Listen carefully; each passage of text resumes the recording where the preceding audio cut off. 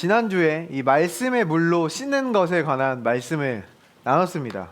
하나님께서 우리에게 직접 말씀하실 때 거기에는 믿음이 함께 오기 때문에 순종이 그렇게 어렵지 않게 된다라는 그런 말씀을 나눴었죠. 근데 이것이 어떤 구약의 예들뿐만이 아니라 신약 성경에서도 이것을 우리에게 분명하게 증거하고 있다라는 것입니다.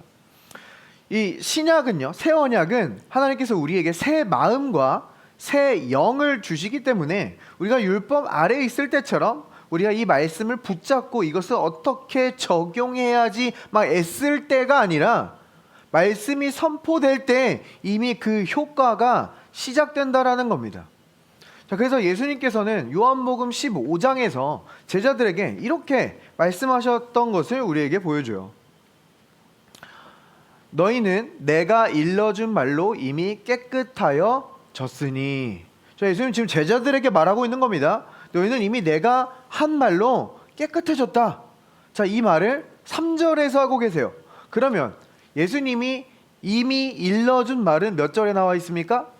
그 바로 앞에 1절과 2절에 나와 있겠죠. 그럼 이미 일러준 말, 예수님께서는 제자들에게 이렇게 말씀하셨었습니다. 나는 참 포도나무요 내 아버지는 농부라.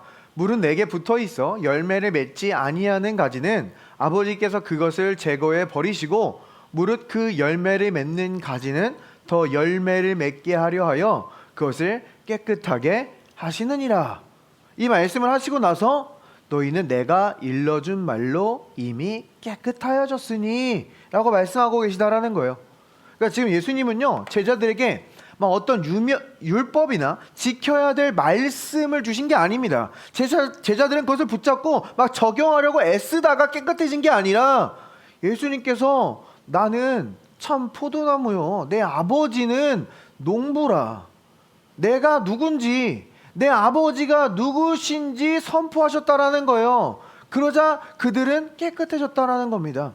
그러니까 우리는요, 주님이 누구신지 알 때에 우리는 더 깨끗해진다라는 겁니다. 그리고 그 말씀이 선포되는 즉시 그 효과가 우리의 삶 가운데 나타나기 시작한다라는 거예요. 어떤 사람들은요, 하나님께서 우리를 어떤 불시험을 통해서 어떤 고난과 사고와 어떤 질병과 역경을 통해서 우리를 정결하게 하신다, 깨끗하게 하신다, 이렇게 말씀하시는 분들이 있어요. 하나님의 성품을 조금 오해했기 때문입니다. 물론 우리 주님께서 우리가 어려움을 만나고 문제를 만나면 그것을 우리에게 선이 되게 하시고 되게 하실 수 있는 분이시지만, 하나님께서 1차적으로 우리를 깨끗하게 하시는 방법은 하나님의 말씀의 물을 통해서 우리를 깨끗게 하신다라는 거예요. 자, 여기 보면요, 이 말씀도 이렇게 무서운 말씀으로 오해하시는 분들이 있죠. 직접적으로 읽어보면 물은 내게 붙어 있어 열매를 맺지 아니하는 가지는 아버지께서 그것을 제거해 버리시고. 조심해, 제거될 수 있어.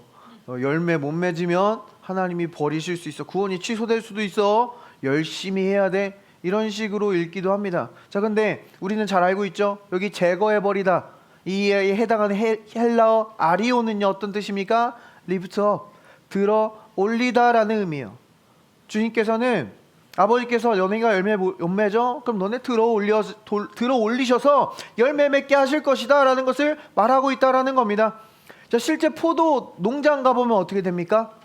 농부들은요, 그 가지가 땅에 떨어져서 그 진흙 묻어 있고 해충의 방해를 받고 햇빛을 못 받고 있으면 어떻게 합니까? 들어 올려줍니다. 그래서 포도 농장 사진을 보면은 지금 보세요. 땅에 떨어진 가지가 있습니까?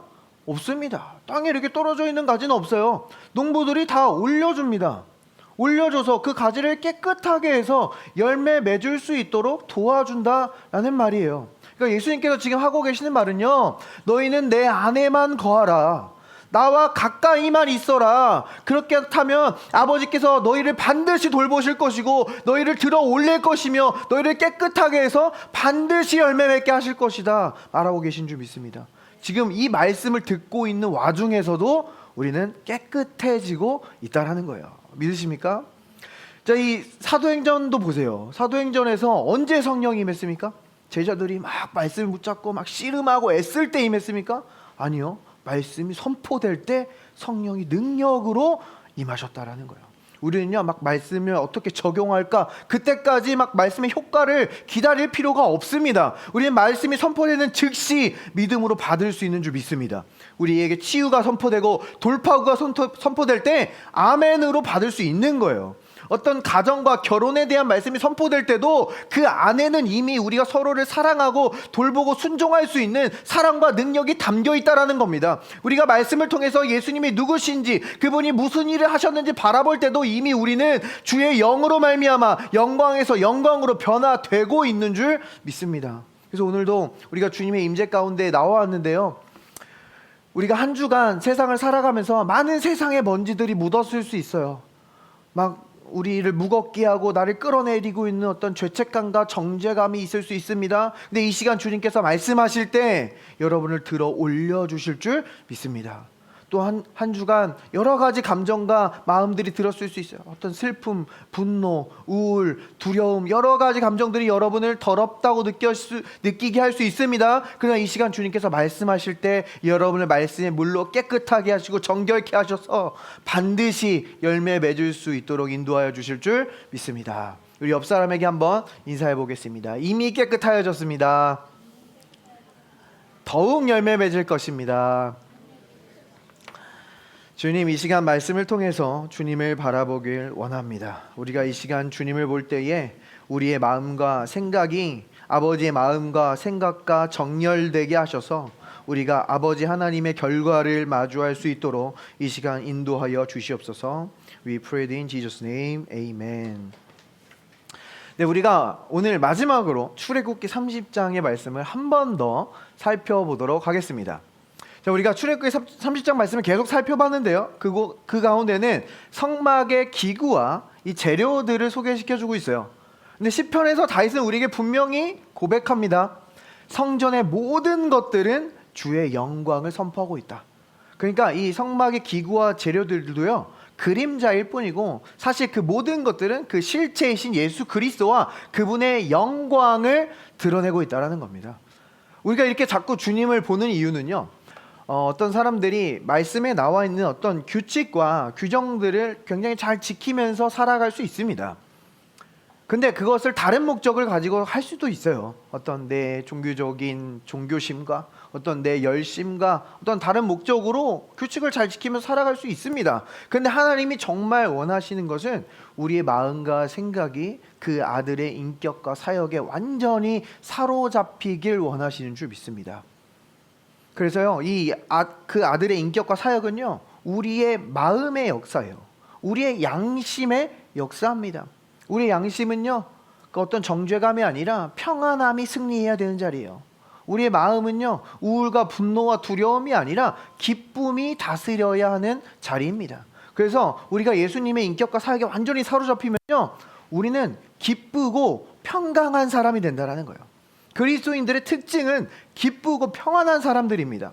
만약에 막 어떤 심판의 기준을 가지고 계속 사람들을 정죄하고 판단하고 있다면 지금 잘못된 것에 사로잡혀 있을 수 있어요. 어떤 율법이나 다른 것들에 그 마음이 사로잡혀 버렸기 때문입니다. 이것은요, 이 믿음의 조상 아브라함의 이야기들을 통해서도 우리에게 분명히 말씀해 주고 있는 것을 보게 됩니다.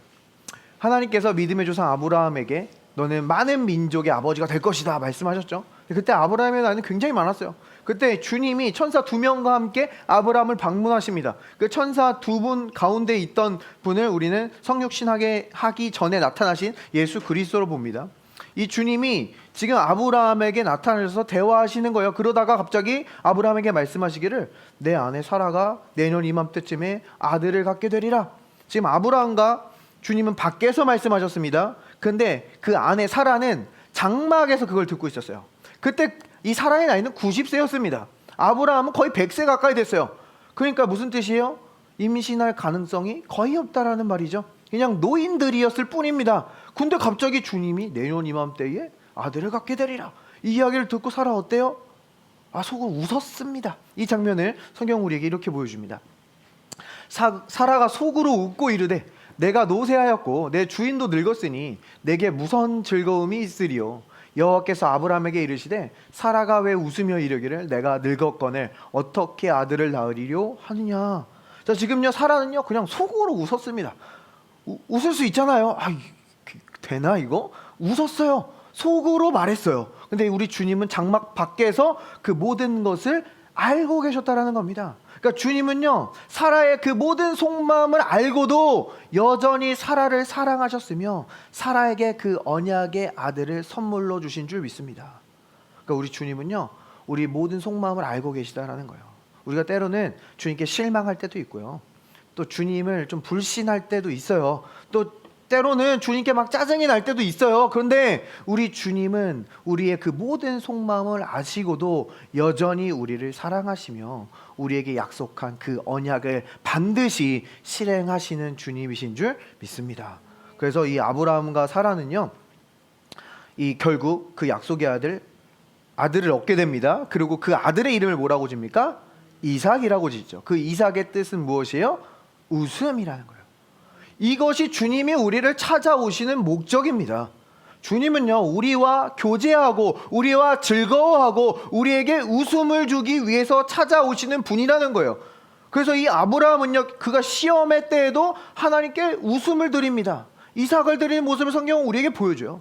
주님은 우리에게 웃음을 주러 오셨다라는 거예요. 이것은 사라의 모습에서도 우리가 분명히 확인할 수가 있어요. 사라가요, 히브리서에 보면은 믿음으로 잉태했다라고 표현하거든요. 믿음으로 잉태한 겁니다. 그럼 이 믿음의 표현이 어떻게 나타나냐? 지금 여기서 보면은 사라가 어떻게 고백하냐면요, 사라가 속으로 웃고 이르되 내가 노쇠하였고 내 주인도 늙었으니 내게 무슨 즐거움이 있으리요.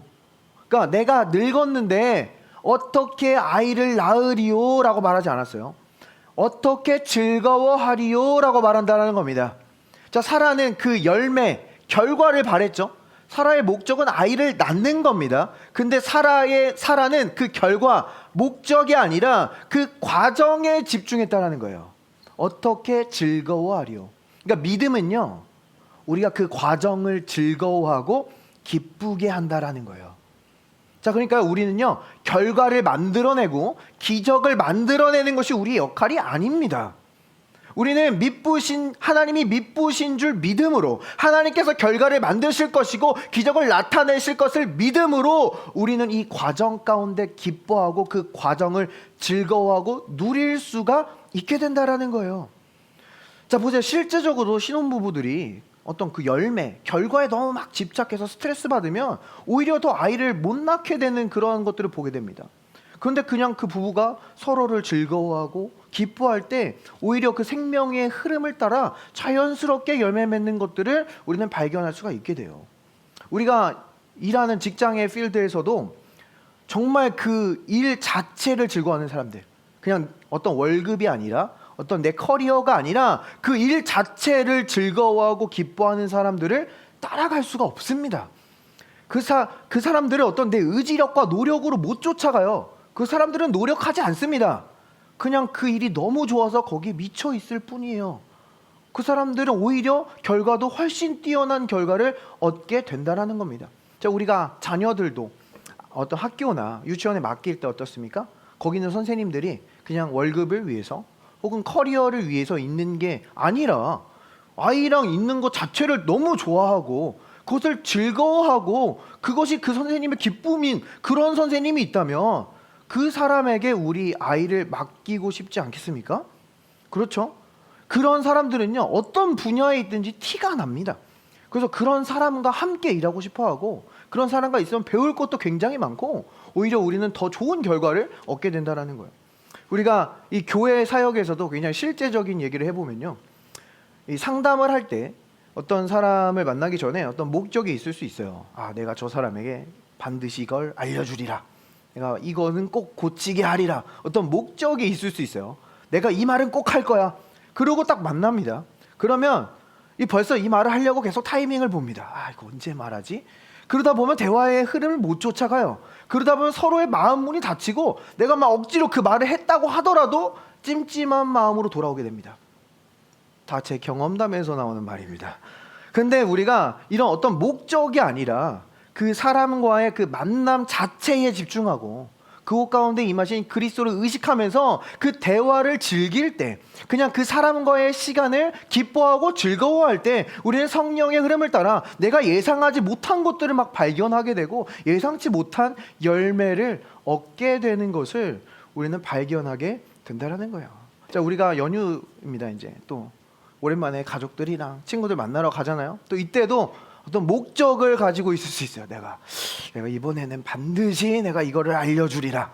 이번엔 반드시 내가 이것을 증명하리라. 그러면요, 그 만남이 무겁습니다. 힘들어요.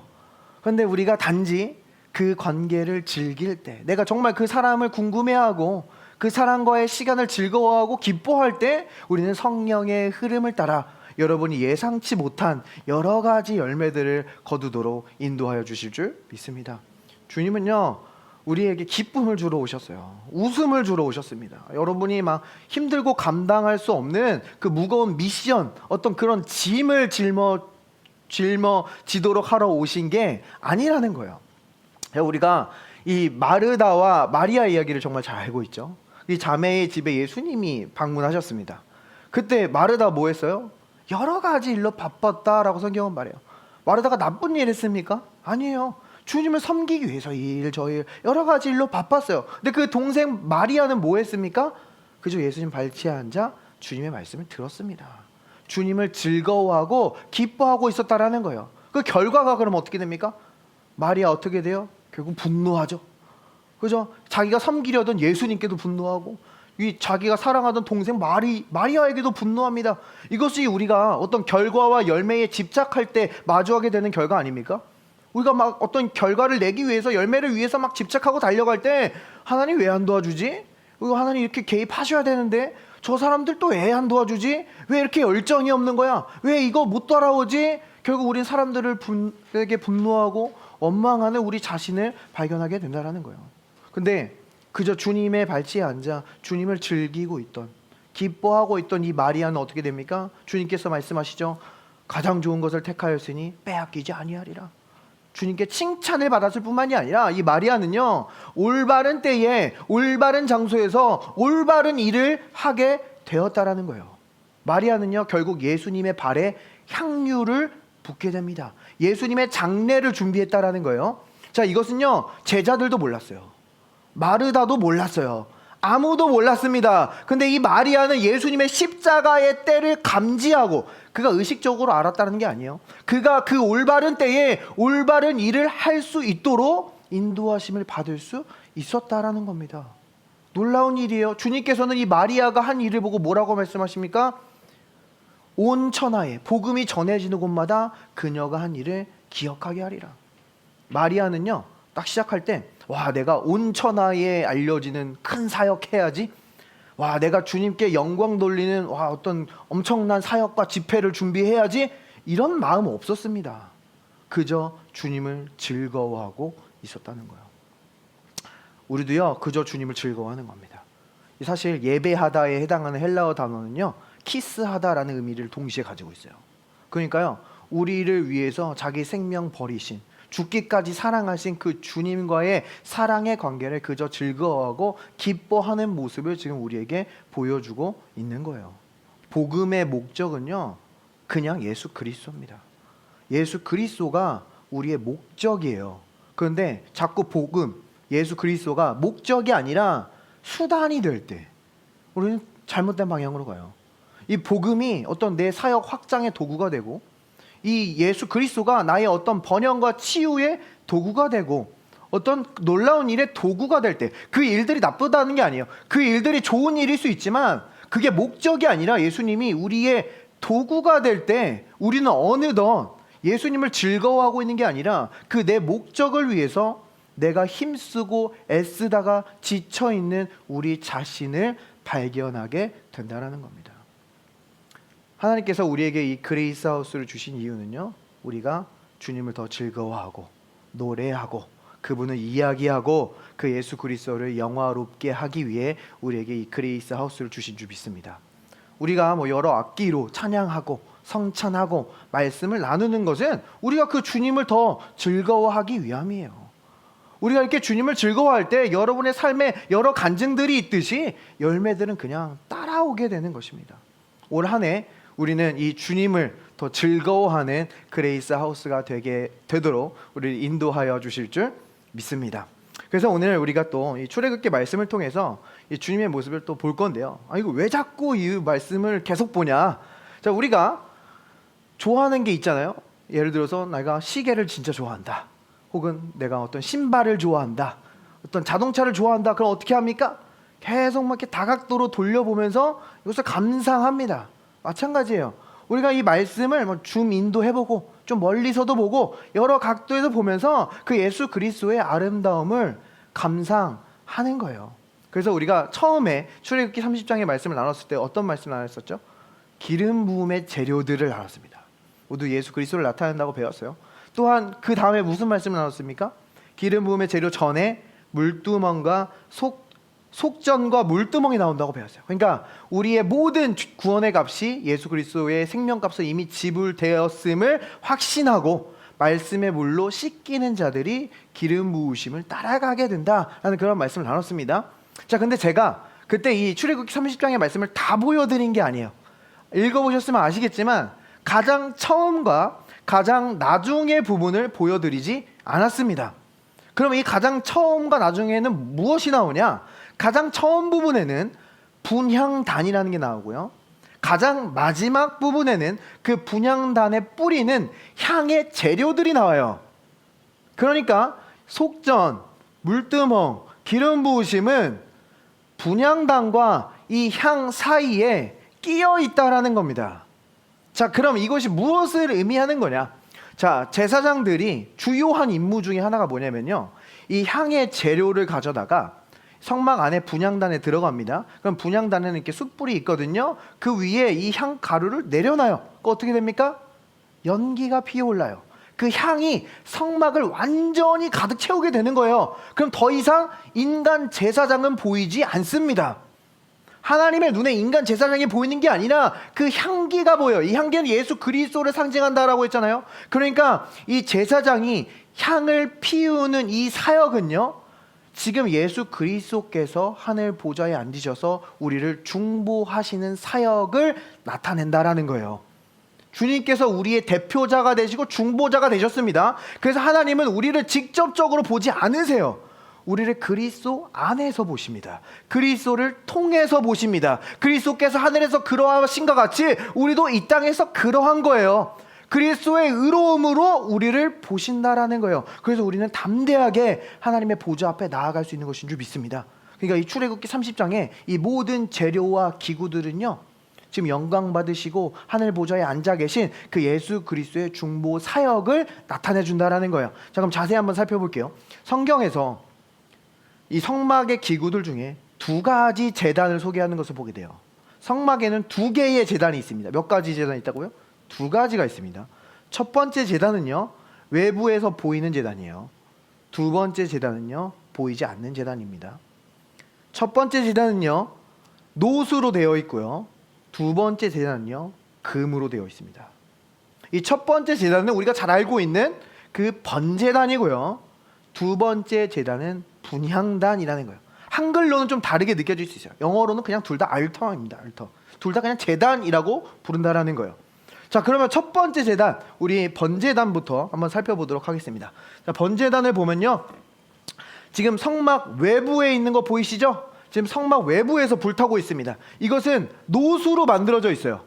노옷은 성경에서 무엇을 상징합니까? 심판을 상징해요. 그래서 이 번제단은요, 예수님이 우리의 모든 죄를 짊어지시고 죽으셔서 하나님의 모든 심판의 불에 태워지신 예수 그리스도의 십자가를 나타내는 거예요. 그래서 실제로 여기서 희생 제물이 태워집니다. 자, 예수님께서 이렇게 하나님의 모든 진노의 불에 타셨기 때문에 우리는 더 이상 하나님의 진노와 심판 아래에 있는 것이 아니라 하나님의 축복 아래에 있게 된 줄 믿습니다. 근데 이 지금 번제단에 있는 불은요, 제사장들이 만든 불이 아니에요. 어떤 뭐 가스버너나 부싯돌로 킨 게 아닙니다. 하늘에서 하나님께서 내려주신 불이에요. 그래서 제사장들은 이 불이 꺼지지 않도록 유지해야 했어요. 그것이 제사장들의 의무 중에 하나였습니다. 그러니까요, 이스라엘 백성들의 이 아이들이 자기 전에 마지막으로 보는 불빛이 바로 이 그 진영 가운데 있던 번제단의 불이었다라는 거예요. 이스라엘 아이들이 아침에 일찍 일어나서도 가장 먼저 볼 수 있는 불빛이 바로 이 번제단의 불빛이었다라는 거예요. 이들이 이 꺼지지 않도록 유지하고 있었기 때문에. 자, 이 뜻은 무엇이냐면요, 이스라엘의 아이들은 자기 전에 이 불빛을 보고 안심하면서 잘 수 있어요. 저기서 희생 제물이 태워졌기 때문에 내가 오늘 하루 실수하고 넘어졌더라도 나는 오늘 밤 타지 않겠구나, 심판받지 않겠구나, 안심하면서 잠에 들 수 있었습니다. 그들이 아침에 일어나서 이 불빛을 볼 때도 저 불빛이 타고 있기 때문에 내가 오늘 하루 실수하든지 넘어지든지 두렵지 않아.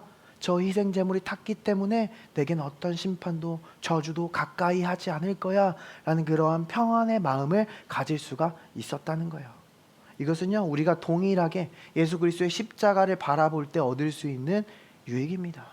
주님께서 우리의 모든 죄를 짊어지시고 심판 받으셨기 때문에 여러분의 양심은 평안을 얻게 되는 줄 믿습니다. 자, 그럼 두 번째 제단 볼게요. 두 번째 제단 어디 있어요? 저 불 어디서 나옵니까?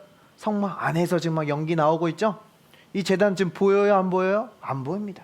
첫 번째 제단은 외부에 있어요. 그래서 눈에 보여요. 두 번째 이 분향단은 성막 안에 있기 때문에 이 외부에서는 보이지 않는다라는 거예요. 자, 이 뜻은 무엇이냐면요, 지금 이 첫 번째 이 번제단은 십자가를 상징한다고 했잖아요. 십자가는요, 이 세상 모두를 위해서 세워진 겁니다. 주님은요, 이 세상 모두를 위해서 죽으셨어요. 그래서 누구든지 이 예수 그리스도를 믿고 십자가에서 하신 일을 믿는다면 구원을 받게 되는 것인 줄 믿습니다. 근데 이 분향단 두 번째 제단은요, 믿는 자들을 위한 예수님의 사역이라는 거예요. 믿음의 눈으로만 볼 수 있습니다. 그러니까 첫 번째 제단은 2000년 전 갈보리 언덕에서 예수님께서 이루신 그 속죄 사역을 의미하고요, 지금 이 분향 두 번째 사역은 지금 예수님께서 영광 받으셔서 하나님 보좌 우편에서 우리를 위해 중보하시는 현재적인 사역을 우리에게 보여준다라는 거예요. 자, 그럼 분향단 이 자세히 한번 안으로 들어가서 바라보도록 하겠습니다. 분향단 이 성막 안에 들어가 보면요, 분향단이 지금 금으로 되어 있습니다. 아까 제단은 노수로 되어 있잖아요. 심판, 더 이상 심판은 없습니다. 이미 주님이 심판 받으셨어요. 근데 금은 무엇을 상징해요?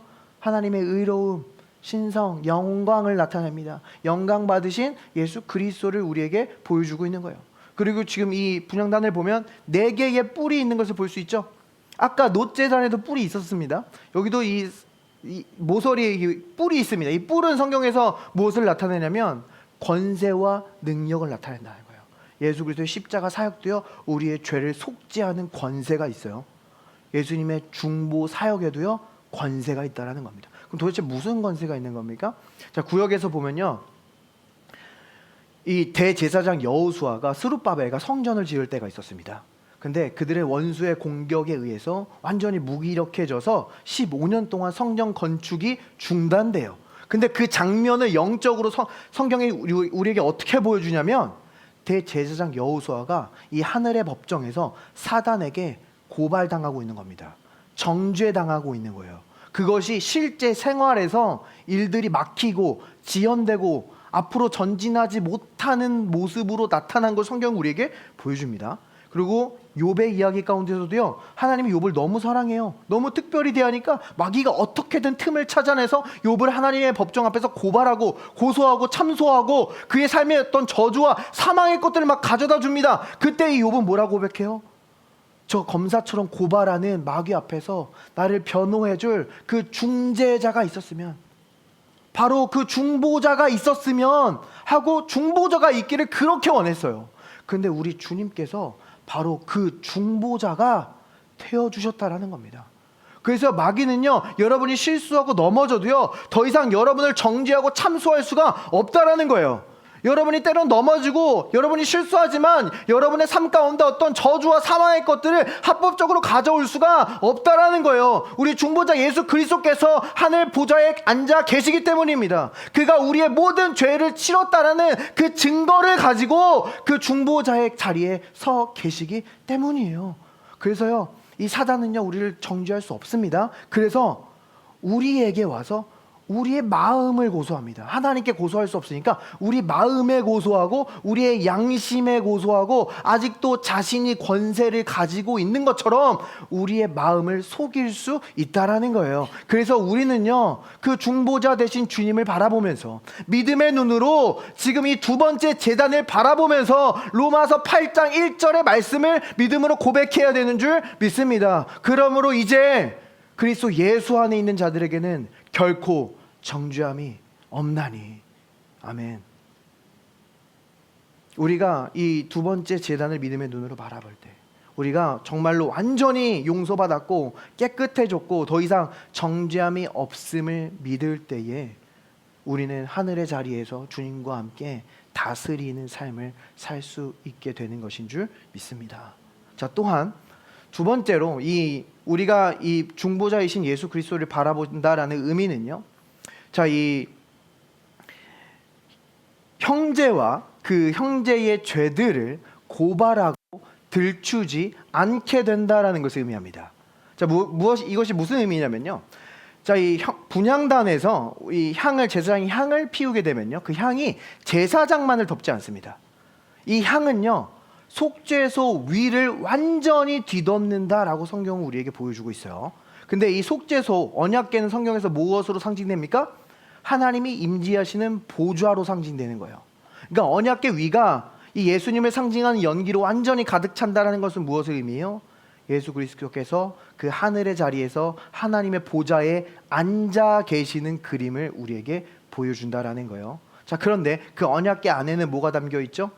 이스라엘의 반역이 담겨 있죠. 아론의 쌍난 지팡이, 십계명, 만나, 하나님의 공급을 거절하고 질서를 거절하고 계명을 거절할 사건들이 거기 담겨 있습니다. 하나님께서는 이스라엘의 범죄를 보지 않기로 했어요. 그래서 그 언약궤 안에 넣고 뚜껑에 속죄소로 덮었습니다. 거기다 희생 제물의 피를 뿌리고 심지어 연기로 주님께서 그 보좌 위에 앉아 계시는 그림을 우리에게 보여주는 거예요. 근데 우리가 형제의 죄를 들춰내고 그들을 고소하고 참소하는 건 뭐예요? 그 앉아 계신 주님을 밀어내는 것과 같다라는 겁니다. 그래서 형제를 참소하는 자가 요한계시록에 보면 마귀의 특징으로 나타나 있는 것을 보게 돼요.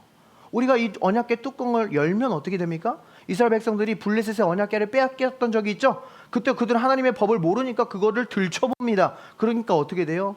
생명이 아니라 사망이 역사하는 것을 보게 된다라는 겁니다. 사실요, 우리가 형제의 막 죄를 들춰내고 참소할 때요, 거기에는 독이 있습니다. 독이 우리 안에 있다라는 거예요. 독설을 하려면 독이 나한테 있어야 독설을 할 수 있는 거예요. 근데 여러분은 그 독을 나르기에 여러분의 마음과 인생이 너무나 소중하다라는 거예요. 우리가 보물 박스에 쓰레기를 넣지 않잖아요. 귀중한 것만 담는 겁니다. 여러분은 그리스도의 향기가 나는 사람들이라는 거예요. 자, 우리가 이 연휴 때에도 오랜만에 가족들을 만나고 친구들을 만나고 이뿐만이 아니라 우리가 어떤 또 사람들을 만나다 보면 우리의 막 죄를 들춰내는 사람들을 만날 수 있어요.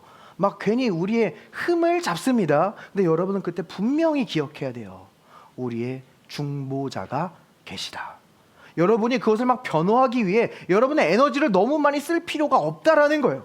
또한 그들처럼 그들이 똑같이 했다고 해서 우리도 똑같이 그들의 죄와 허물을 들춰낼 필요가 없다라는 거예요. 우리의 중재자가 여러분을 변호하게 하세요. 하나님께서 반드시 여러분을 신원하십니다. 사실 하나님이 신원하지 않으면 우리의 변호는 그렇게 큰 의미가 없어요. 근데 하나님께서는요, 여러분이 그 억울한 상황에서도 조금 기분 나쁜 상황에서도 반드시 여러분이 그리스도의 그 향기를 나르게 하시고, 여러분이 가는 곳은 죽음이 드러나는 곳이 아니라 그리스도의 향기가 드러나고 생명이 드러나고 살아나는 역사가 있고 평안해지는 역사가 있고 구원이 나타나는 역사가 있도록 여러분을 반드시 인도하여 주실 줄 믿습니다. 자, 그러면 도대체 이 제사장을 완전히 감싸는 이 향기는 어떤 향기입니까? 예수님을 나타낸다고 했는데 도대체 어떤 인격과 그분의 사역이 우리를 감싸고 있는 겁니까? 출애굽기 30장의 마지막 말씀은요, 이 예수 그리스도의 모습을 우리에게 너무나 자세히 표현해주고 있습니다. 이 출애굽기 30장 말씀 가볼게요. 여호와께서 모세에게 이르시되 너는 소합향과 나감향과 풍자향의 향품을 가져다가 그 향품을 유향에 섞되 각기 같은 분량으로 하고 그것으로 향을 만들되 향 만드는 법대로 만들고 그것에 소금을 쳐서 성결하게 하고. 자, 소금이 나옵니다. 소금은 무슨 역할을 하죠? 부패하지 않고 변하지 않게 하는 역할을 합니다. 그래서 이것은 변하지 않는 영원 불변한 언약을 상징하는 용어예요. 그래서 근데 우리 주님을 성경에서 뭐라고 얘기하죠? 새 언약의 중보자시다. 우리에게 영원한 기업을 얻게 하시는 분이시다 말해주고 있습니다. 그러니까 결국 이것은 우리의 중보자 대신 예수 그리스도를 가리키고 있는 것이라는 것을 우리에게 보여주고 있는 거예요. 이어서 읽어볼게요. 그 향 얼마를 곱겠지요. 내가 너와 만날 회막한 증거계 앞에 두라. 이 향은 너희에게 지극히 거룩하니라. 내가 여호와를 위하여 만들 향은 거룩한 것이니 너희를 위하여는 그 방법대로 만들지 말라. 냄새를 맡으려고 이 같은 것을 만드는 모든 자는 그 백성 중에서 끊어지리라. 그러니까 이 향은요, 모방할 수 없습니다. 따라할 수 없어요.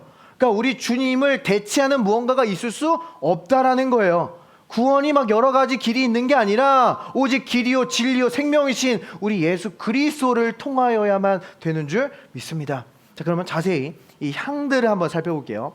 처음에는요, 수합향, 이 스택티라는 게 나옵니다.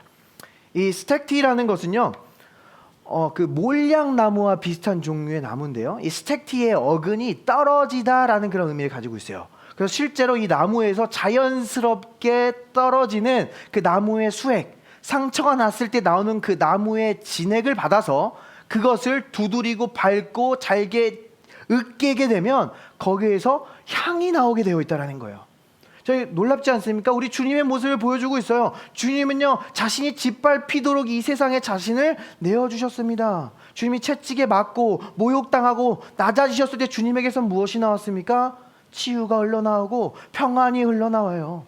주님께서는 아름다운 향기로운 것들이 흘러나왔다라는 거예요. 사실 우리가 조금 낮춰지고 우리가 좀 짓밟히는 상황이 있고 우리가 막 압력을 받으면 우리는 뭐가 나와요?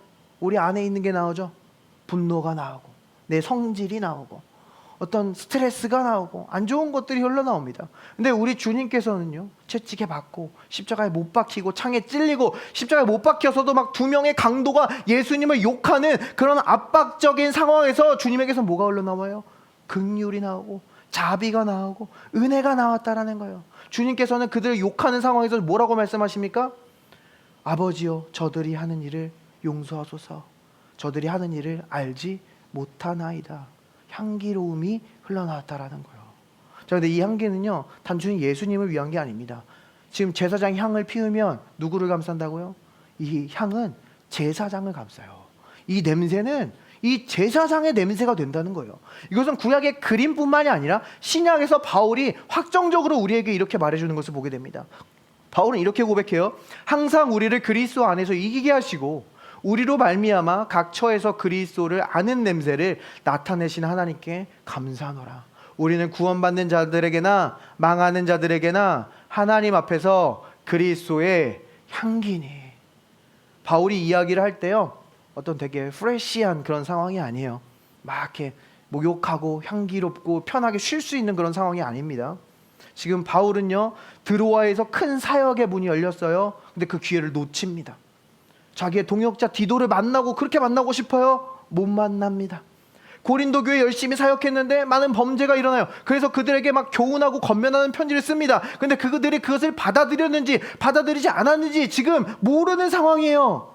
여러 가지 스트레스와 압박적인 상황 가운데 놓여 있었다라는 거예요. 근데 이 바울은 그 중보자 되신 예수 그리스도를 바라보면서 나는 그리스도의 향기다. 그분의 냄새가 나를 완전히 감싸고 있다. 라고 믿음으로 고백하고 있었다라는 거예요. 자, 그런데 이것은요, 바울이 그 당시 로마의 문화를 들어서 지금 우리에게 설명해 주고 있는 거거든요.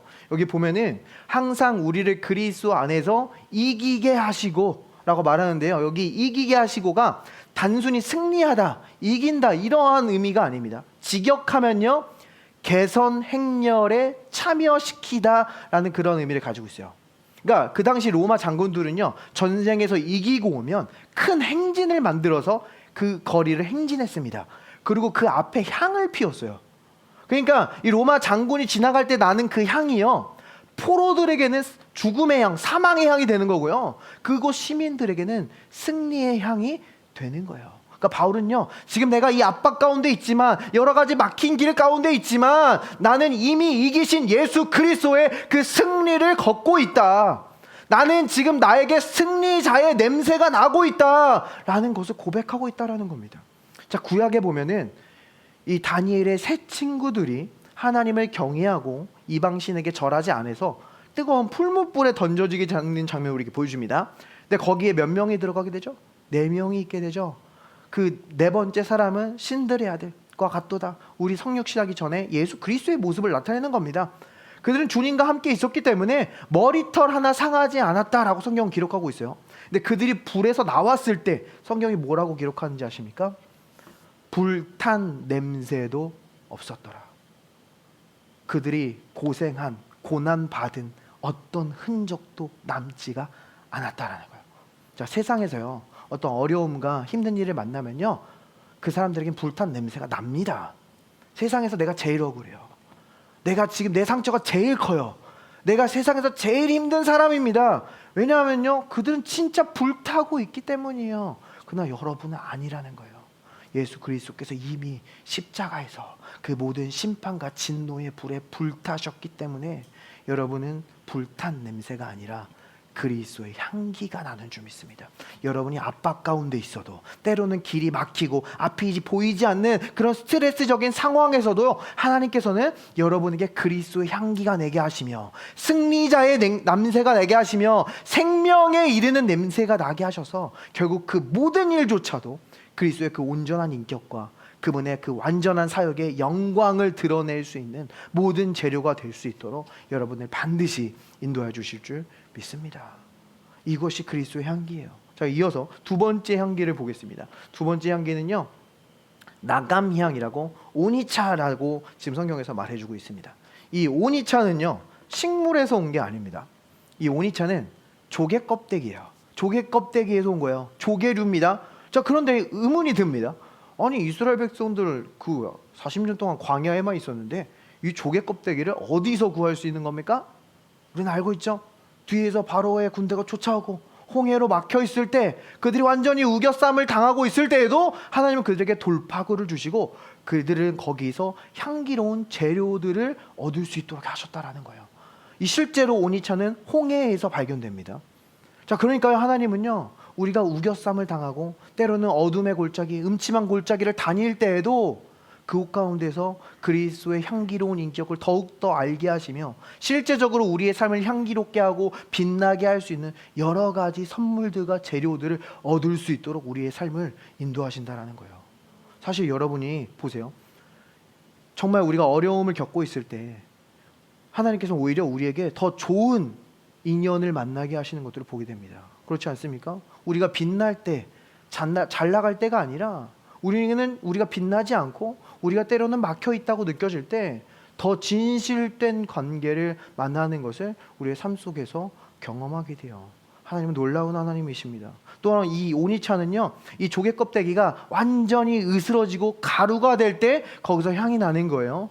그리고 그 향도요, 그냥 향기로운 게 아니라 치유 목적으로도 사용되었습니다. 염증을 완화시키고 어떤 살균 효과를 내는 치유 목적으로 사용되고요. 이 오니차의 성분 가운데는 다른 향과 같이 태워질 때 다른 향들이 더 지속적으로 오래도록 향을 낼 수 있는 성분이 여기에 포함되어 있다는 거예요. 그러니까 우리 주님은요, 자신이 완전히 부셔지심으로 우리가 치유받게 하시고 우리의 인생이 향기롭게 아름답게 빛나도록 우리를 위해서 완전히 부서지신 그 예수 그리스도의 모습을 또한 여기서 우리는 발견할 수가 있다라는 겁니다. 세 번째로 보면요, 이 세 번째 향유는 풍자향, 갈바눔이라는 겁니다. 이 갈바눔은요, 특이하게 혼자 태우면 향기롭지가 않습니다. 역한 향이 나요. 그래서 이것은 언제 사용하냐면요, 그들이 고대 중동에서 광야 생활을 할 때 해충이나 뱀이나 전갈이 그들의 텐트에 가까이 오지 못하도록 우리가 마치 모기향을 피는 것처럼 이 갈바눔을 태웠다라는 겁니다. 그러니까 이 예수님의 향기 가운데는요, 단순히 아름답고 향기로운 것만 있는 게 아니라 그것들은 우리를 지키시고 보호하는 역할을 한다라는 거예요. 근데 재밌게도요, 예수님께서 하신 말씀이 있죠. 예수님께서 제자들에게 뭐라고 하셨습니까? 내가 뱀과 전갈을 밟을 수 있는 권세를 너희에게 주었노니. 그러니까 이 뱀과 전갈은요, 성경에서 어둠의 영적 권세를 상징하는 단어로 사용되기도 합니다. 그러니까요, 이 예수님의 향기는요, 이 어둠의 권세를 몰아내고 여러분을 지키고 보호할 수 있는 향기가 된다라는 거예요. 근데 이 제사장이 향을 피우는 이 장면을요, 성경은 또한 성도들의 기도와 예배의 장면으로도 우리에게 보여줍니다. 그러니까 여러분이 주님의 임재 가운데서 그 주님의 향기로움에 완전히 뒤덮여 있을 때, 여러분이 찬양하고 경배하고 기도할 때 마귀는, 악한 영들은 그 예배의 분위기를 감당할 수 없고 그들은 떠나가야만 한다라는 것입니다. 우리가 영적 전쟁이라고 얘기하면서 막 마귀에게 집중하고 그들의 이름을 하나하나 불러가며 그들을 막 결박하고 이런 것들을 보게 되는데요, 사실 그것은 마귀의 기만입니다. 우리의 시선을 그분 아들에게서 그에게로 돌리려는 그의 속임수일 확률이 높아요. 우리가 물론 예수 그리스도의 이름의 권세를 사용해야 될 때가 있습니다. 그러나 다시 우리의 시선은 그 아들에게로 집중해야 된다는 거예요. 우리가 그 아들을 높이고 그 아들을 크게 하고 그 아들을 경배할 때 이 어둠의 영적 권세들은 물러가야만 한다는 거예요. 우리의 의식 속에서 그리스도를 일어나게 하세요. 시편에서 말씀하시기를 하나님이 일어나시면 원수들은 흩어진다라고 고백해요. 우리 의식 가운데서 그리스도가 일어나면 질병은 떠나가고 두려움은 떠나가고 어둠은 떠나가게 되는 줄 믿습니다. 이것이 예수 그리스도의 향기가 여러분을 지키시고 보호하는 권세입니다. 자꾸 이 주님의 임재 가운데, 그 향기 가운데 완전히 이 절여져 있는 게 너무 중요한 이유는요, 우리가 단지 예배 시간에 이 말씀 듣는 시간만 중요한 게 아니라 그 전에 찬양하고 기도하는 게 정말 큰 역할을 합니다. 그것은 우리의 마음을 열어줘요.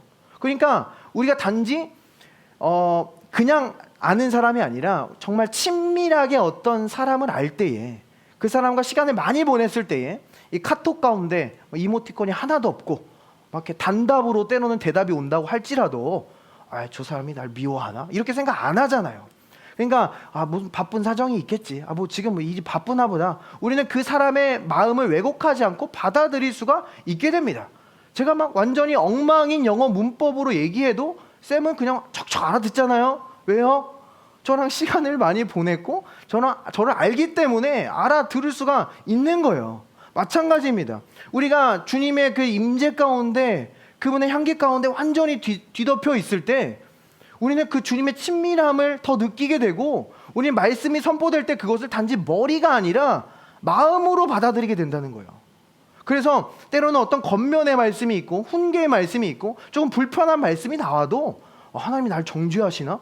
이렇게 오해하지 않고, 막 내 마음이 어려워지지 않고 그분의 사랑의 마음에서 나온 말씀으로 그것을 아멘으로, 믿음으로 받아들일 수 있게 된다는 거예요. 그러니까 주님의 임재의 향기는 우리의 이 잘못된 생각들까지도 몰아낸다는 겁니다. 참 유익이 커요. 자, 마지막으로 이 네 번째 향기를 보여주는데요, 이것을 유향이라고 이야기합니다. 이 유향은 우리가 많이 들어봤죠. 성경에 굉장히 자주 등장하는데요, 이것은 예수 그리스도의 온전한 인격과 성품을 나타냅니다. 그래서 유향은 그 어근이 하얗다, 하얀이라는 그런 의미를 가지고 있어요. 그래서 실제적으로 이 연기를 태우면요, 갈바눔처럼 역한 향기가 아니라 혼자 태워도 굉장히 아름답고 그 향기로운 그런 냄새가 납니다.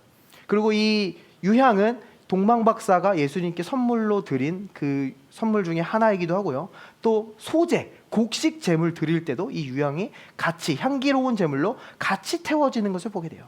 그러니까 이 예수님의 모든 인격, 행동, 눈짓, 모든 몸짓이 다 예수님, 하나님께 기쁨이 되고 하나님께 향기로웠다라는 것을 우리에게 보여주는 거예요.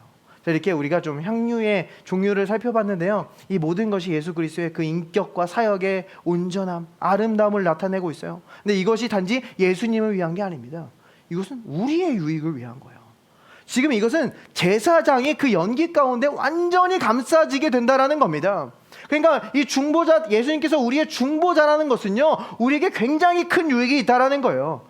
우리가 그분의 임재 가운데 머물 때, 그리스도를 드러내는 그 사역과 그 예배 가운데 머물 때 우리는 말씀의 물로 씻기게 되고 기름 부으심을 따르게 되고 우리는 모든 구원의 값이 치러졌음을 더욱 확신할 수 있게 된다는 겁니다. 우리가 그 중보자 대신 예수 그리스도를 바라볼 때 내가 누구이며 내가 누구에게 속했으며 그러므로 나는 무엇을 해야 되는지 내 삶의 목적을 더 분명히 알고 그것을 따라갈 수 있게 된다는 거예요. 자, 요즘 세상을 보세요. 자기 자신을 발견하려고 너무나 애쓰는 모습들을 보지 않습니까? 내 자신을 발견하기 위해서 뭐 남편도 떠나고요, 아내도 떠나기도 하고요, 멀쩡한 가정도 떠납니다. 학교도 떠나고 직장도 떠나고 다 떠나요. 그냥 완전히 내 자유를 찾고 내가 하고 싶은 것을 하는 것이 진정한 자유이고 내 자신을 찾을 수 있는 것처럼 이야기하고 있는 것을 보게 됩니다. 근데 성경은 이것을 뭐라고 이야기합니까? 길을 잃어버렸다라고 이야기하죠. 각기 제 길로 갔거늘, 길을 잃어버린 양으로 묘사합니다. 근데 놀라운 것은요, 우리 목자 되신 주님은요, 그 길 잃어버린 양을 기어코 찾아오신다라는 거예요. 누가복음 15장처럼 잃어버린 양, 그 99마리 양을 남겨두고 그 한 마리 양을 기어코 찾아오셔서 그를 어깨에 메고 다시 돌아가신다라는 거예요. 오늘 주님께서 여러분 어깨에 메실 때 여러분이 그 어깨에 메이도록 허락하세요. 오늘 이 말씀으로 우리에게 임재하셔서 우리의 마음을 새롭게 하실 때 마음을 새롭게 하도록 허락하세요. 우리의 마음이 새로워지면요, 하나님의 선하시고 기뻐하시고 온전한 뜻이 무엇인지 분별하게 됩니다. 로마서 12장 2절 말씀이에요. 자, 그런데 우리의 마음이 새롭게 된다라는 것이요, 죄인이 더 나아지기 위해 애쓴다라는 것을 의미하지 않습니다. 그리스도 안에서 의인인 나 자신을 발견하고 찾게 된다라는 말씀이에요. 자, 이게 온전한 이해는 되지 않을 수 있지만 이해를 돕기 위해서 제가 설명해 보면요, 우리가 미국에 이민을 갔습니다. 모든 행정 서류 절차를 끝마쳤어요. 이제 나는 미국 시민입니다. 근데 우리가 미국 시민이 됐다고 해서 갑자기 미국 사람들처럼 말하고 생각하고 사고방식을 가질 수가 없다라는 거예요. 그들의 문화를 갑자기 다 알 수가 없습니다. 우리는 그것을 따라잡기 위해서 시간이 필요해요.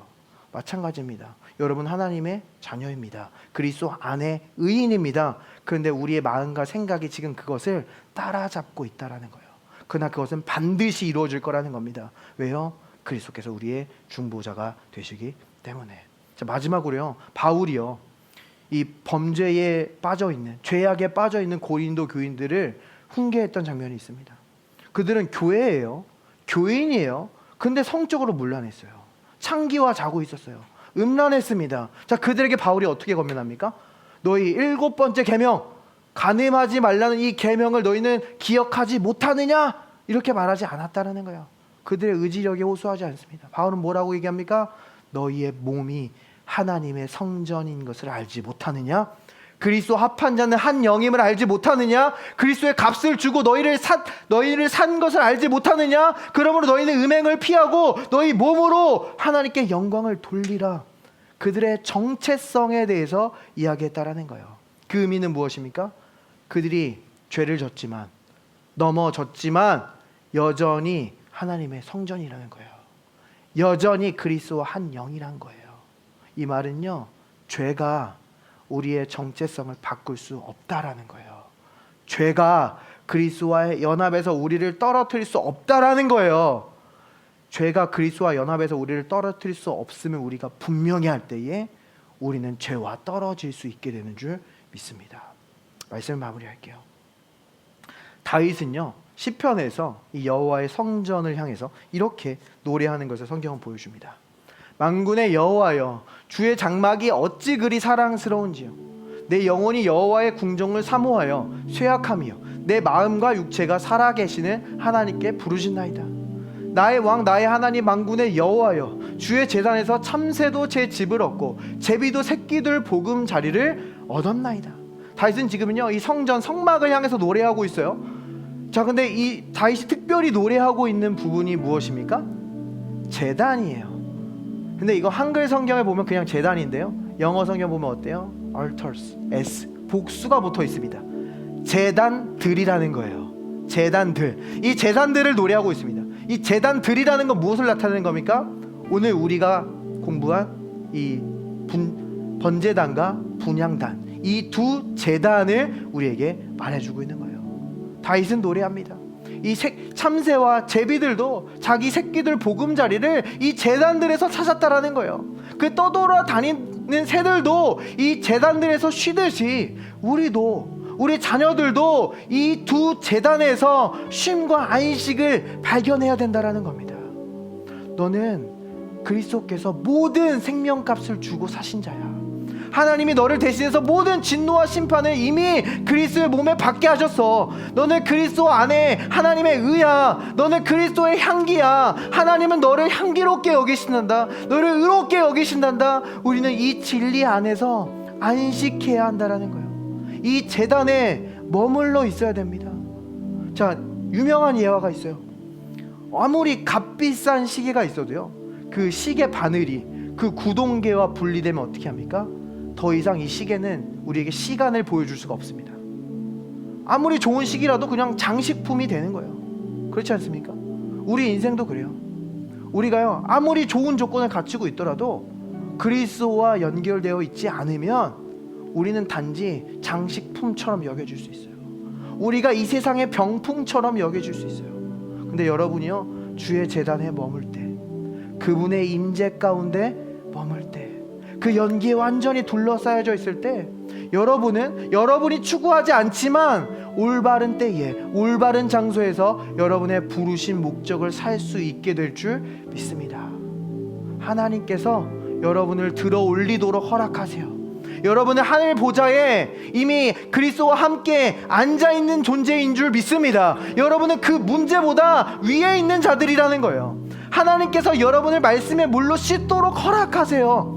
여러분이 목적을 추구하는 게 아닙니다. 여러분은 주님을 추구해요. 근데 주님의 여러분의 열매를 추구하십니다. 여러분의 결과를 추구하십니다. 여러분의 목적을 추구하신다라는 거예요. 그러면요, 우리는요, 이 주의 제단에 머물고 싶어 했던 이 다윗처럼 하나님을 찬양할 수밖에 없게 돼요. 내가 눈물 골짜기를 지나고 있을 때에도 주님께서는 내게 샘을 만드시며 이른비를 내리셔서 내게 복을 채워주시는도다.